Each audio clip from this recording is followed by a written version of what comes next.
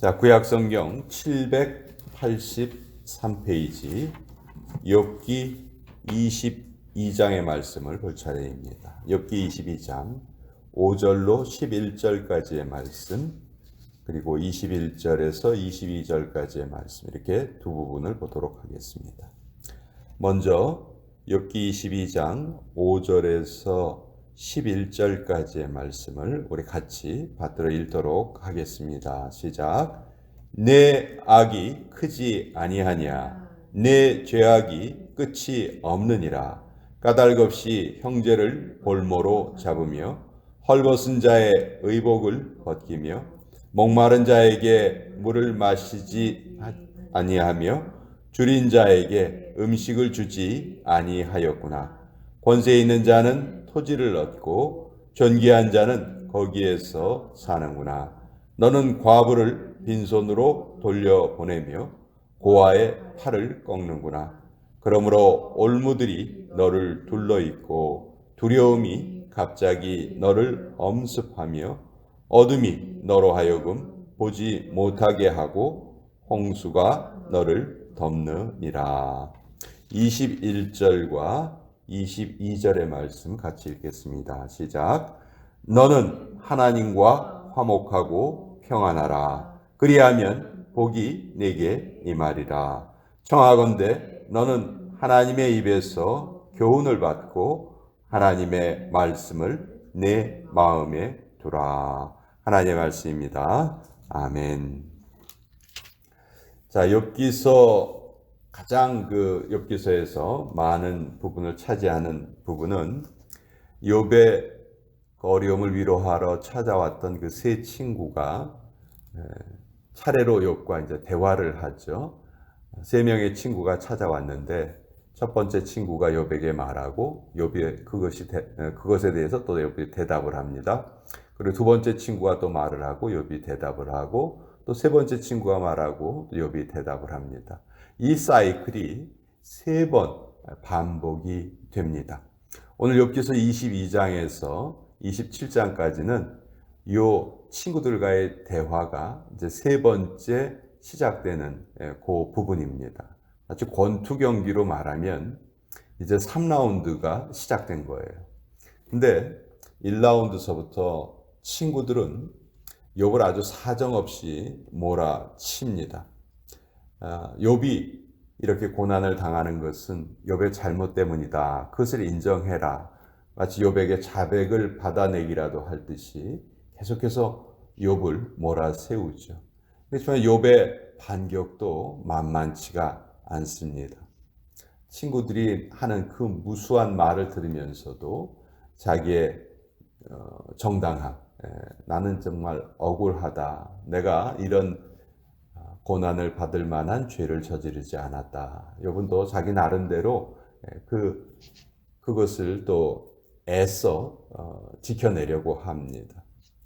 자, 이제 세 번째 대화가 이제 시작이 되었는데 욥의 친구 중에서 늘 첫 번째 말을 하는 사람은 대만 사람 엘리바스라는 사람입니다. 오늘 우리가 읽은 부분은 22장은 대만 사람 엘리바스가 이제 욥에게 하는 말이에요. 자, 근데 오늘 욥에게 하는 말 중에서 대만 사람 엘리바스가 우리가 말을 할 때 흔히 저지르기 쉬운 두 가지 잘못을 저지릅니다. 그것은 부정확한 말, 추측성의 말을 마치 자기가 본 것처럼 얘기하는 것입니다. 오늘 우리가 읽은 5절부터 11절까지는요. 대만 사람 엘리바스가 욥의 잘못을 지적하는 내용인데 사실 엘리바스는 욥과 멀리 떨어져 있었기 때문에 욥의 사는 모습을 잘 알지 못합니다. 근데 욥이 끝끝내 자기의 잘못을 인정하려 하지 않으니까 화가 나서 욥이 실제로 행하지도 않은 그런 말을 막 하고 있는 거예요. 5절에 보면 내 악이 크지 아니하냐, 내 죄악이 끝이 없느니라. 까닭없이 형제를 볼모로 잡으며 헐벗은 자의 의복을 벗기며, 이렇게 내용을 쭉 읽어보면 욥이 부자이면서 가난한 자들을 착취하고 또 가난한 자들을 도와주지 않았고 자기 혼자 잘 살려 했다 하는 그런 말을 하고 있어요. 그런데 이 말은 사실이 아니에요. 욥은 하나님께서 인정하셨어요. 사탄이 찾아왔을 때 하나님께서 욥을 어떻게 인정하셨냐면 욥만큼 순전하고 정직하여 나를 경외하는 사람이 없다. 이 세상에 욥만큼 흠이 없는 사람이 없다. 하나님이 인정하신 사람이라고요. 또 욥도 실제 삶에 보면 정말 가난한 사람들을 많이 도와주었고요. 결코 인색한 사람이 아니었어요. 늘 풍성하게 베풀 줄 아는 사람이었고 또 그것을 통해서 하나님의 칭찬을 받았던 사람이에요. 그런데 지금 엘리바스가 하는 말은 전혀 근거가 없는 말을 마치 자기가 본 것처럼 사실인 것처럼 말을 하고 있죠. 우리가 말을 할 때 이런 실수를 범하기가 너무너무 쉽습니다.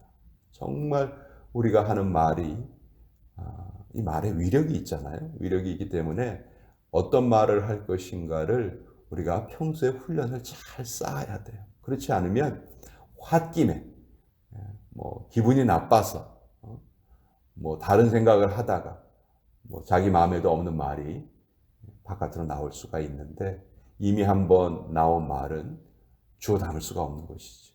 그래서 지금 엘리바스가 보지도 않은 말을 이렇게 사실인 것처럼 말하는 그런 잘못을 저지르고 있다. 이거는 욥의 생활과 어떻게 보면 정반대의 말을 하고 있는 거예요. 그런데 단정을 짓습니다. 네가 음식을 주지 않았구나. 또 과부를 빈손으로 돌려보내고 고아의 팔을 꺾는구나. 마치 자기가 다 본 것처럼. 그래서 10절에 말하기를 그러므로 올무들이 너를 둘러있고 두려움이 갑자기 너를 엄습하며 어둠이 너로 하여금 보지 못하게 하고 홍수가 너를 덮느니라. 지금 네가 이런 극심한 고난을 당하는 것은 평소에 네가 잘못 살았기 때문이다. 가난한 자를 착취하고 그들을 도와주지 않았기 때문이다. 라고 단정지어서 말하고 있어요. 나중에 욥의 친구들이 하나님께 벌을 받죠. 하나님께서 욥의 친구들을 벌을 내리시려고 했다가 이제 욥에게 말을 하죠. 너희 친구들을 위해서 나에게 제사를 지내라. 그래야 너희 친구들이 벌을 받지 않을 것이다. 그렇게 하나님께서 진노하시는 이유가 바로 이거예요. 잘못된 말로 욥을 지금 비난하고 있는 것이죠. 자, 두 번째 우리가 읽은 부분, 너는 하나님과 화목하고 평안하라. 그리하면 복이 내게 임하리라. 청하건대 너는 하나님의 입에서 교훈을 받고 하나님의 말씀을 내 마음에 두라. 정말 좋은 말이죠. 이것도 역시 엘리바스가 한 말이에요. 정말 이거는 성경 어느 부분에 위치해 있어도 우리가 아멘으로 받을 수 있는 말이에요. 그런데 시적절한 말은 아니죠.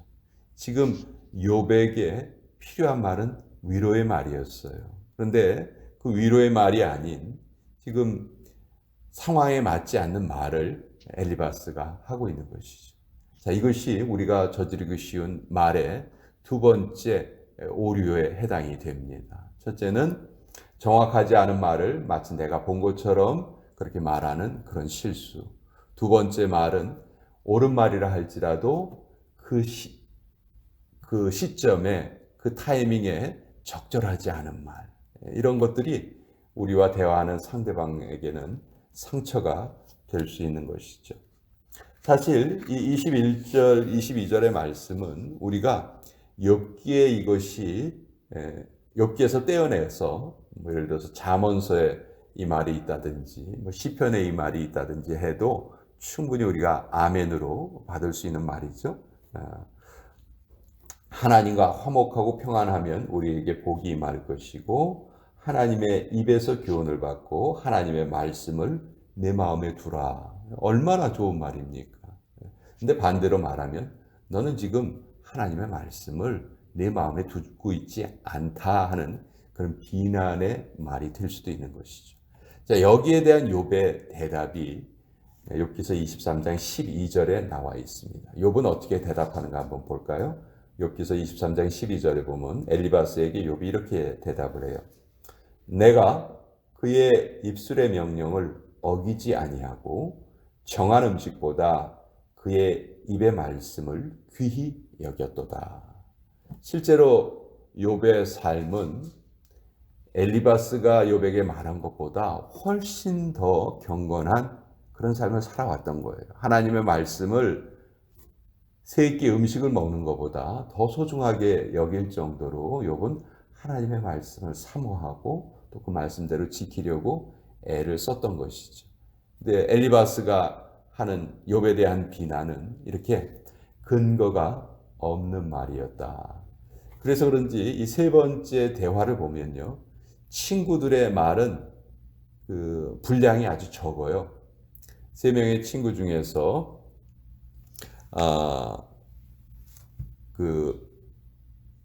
한 친구는 아예 등장하지도 않고 소발은 아예 나오지도 않아요. 빌닷이라는 친구는 말을 하는데 6절에 불과해요. 엘리바스가 조금 말을 많이 하지만 거기에 대한 대답이, 욥의 대답이 훨씬 더 깁니다. 무슨 얘기냐면 이제 첫 번째, 두 번째, 세 번째 대화가 시작이 됐는데 친구들의 그 논점은 변하지 않았어요. 그리고 점점 그 논점이 힘을 잃어갑니다. 너 죄 지었잖아. 이 얘기를 계속 반복하고 있는 거예요. 반면에 욥의 말은, 욥의 대답은 점점 더 길어집니다. 나 그렇지 않다 하는 것을 욥이 더 이렇게 강조하고 있는 그런 모습이 보여집니다. 자, 오늘 이 21절, 22절의 말씀을 그냥 일반적인 성경의 교훈으로 우리가 생각을 한다면 이것을 우리 말씀 암송에 적용할 수 있을 것입니다. 우리가 하나님의 말씀을 꼭 필요한 순간에 그 하나님의 말씀이 위력을 발휘하기 위해서는요, 가장 좋은 방법은 그 말씀이 내 머릿속에 담겨 있을 때예요. 물론 우리가 성경을 늘 들고 다닌다면 성경에서 그 말씀을 읽고 찾아서 그 말씀을 적용할 수 있지만 우리가 일상생활을 하면서 성경을 늘 들고 다닐 수는 없잖아요. 근데 그때 어떤 결정적인 순간, 위기의 순간에 우리에게 가장 큰 힘이 되는 말씀은 내 머릿속에 들어있는 말씀이에요. 내 머릿속에 암송되어 있는 말씀이에요. 이번 주 우리가 암송하는 말씀 중에서 그가 그의 말씀을 보내어 그들을 고치시고, 이런 말씀도요, 정말 결정적인 순간에 이것이 딱 우리에게 생각이 난다면 엄청나게 큰 힘을 발휘하거든요. 그게 말씀의 유익이잖아요. 근데 그렇게 되려면은 우리가 좀 애를 써야 돼요. 암송을 하려는 노력을 해야 합니다. 정말 우리가 암송하는 그 기억력이 조금씩 약해져 가는 것은 사실이에요. 어린아이들보다 조금 외우는 속도가 좀 느리긴 하죠. 그렇다고 해서 불가능하진 않습니다. 한국의 어떤 코미디언은요, 한국의 그 옛날에 그 시내버스가 많이 있을 때 그 시내버스 노선은 1번서부터 뭐 579번인가까지 그거를 노선을 다 외웠대요. 1번 노선은 종점이 어디인데 어디로 해서 어디로 간다. 2번 노선은 이런 걸 다 외웠다는 거죠. 정말 대단한 노력이죠. 하지만 전 너무 안타까워요. 그 노력을 성경을 암송하는 데 썼다면 얼마나 더 좋았을까. 나이 든 사람도요, 얼마든지 암송을 할 수가 있습니다. 방법은 간단해요. 그 구절을요, 200번 이상 읽으면 된다고 그래요. 200번 이상. 그럼 저절로 외워진대요. 저절로. 근데 우리가 그 200번까지 읽으려 하지 않는 것이죠. 또 읽는다 해도 별 신경을 쓰지 않고 읽으면 조금 전에 읽은 것도 그냥 사라져 버리죠. 근데 하나님은요, 하나님의 말씀을 단 한 구절도 잊어버리는 일이 없으세요. 우리가 하나님의 말씀을 암송해야 되는 이유가 바로 거기에 있어요. 하나님은 하나님의 말씀을 철저하게 기억하고 계세요. 그렇기 때문에 우리도 하나님의 말씀을 기억하기 위해서 애를 써야 한다. 그리고 우리의 머릿속에 들어있는 이 말씀은 숨겨진 도구와 같이 언제든지 필요할 때 우리가 사용할 수 있는 것이죠. 그래서 저도 옛날 그 청년부 시절에 그 뭐 189절 뭐 이런 거 조그만 카드에 넣어 가지고 다니면서 암송을 했었던 적이 있었거든요. 그때 암송한 말씀들은 잘 잊혀지지 않더라고요. 그리고 그 말씀들이 지금도 때때로 생각이 나서 좀 어려움에 처했을 때 얼마나 큰 도움이 되고 은혜가 되는지 몰라요. 그래서 우리 하나님의 말씀을 좀 더 신경을 쓰면서 좀 더 주목을 하면서 하나님의 말씀을 읽어야 되겠다. 그리고 될 수 있으면 중요한 구절은 계속해서 암송하려는 그런 애를 쓰면서 살아야 되겠다. 그것이 오늘 욥기서를 통해서 또 우리가 얻을 수 있는 교훈입니다. 자, 엘리바스는 두 가지의 큰 잘못을 저질렀어요. 사실이 아닌 일을 사실처럼 말하는 잘못, 또 옳은 말이라 할지라도 그 시점에 맞지 않는 말을 했던 잘못. 그러나 이런 것들을 통해서 또 우리가 우리 말을 할 때 이런 실수를 우리도 할 수 있으니까 이런 것을 통해서 교훈을 얻어야 하고, 또 두 번째 엘리바스가 한 말을 통해서 하나님의 말씀을 늘 주의 깊게 우리의 마음속에 담아둬야 되겠다, 그런 애를 써야 되겠다 하는 그런 말씀을 오늘 또 같이 한번 나누어 보았습니다.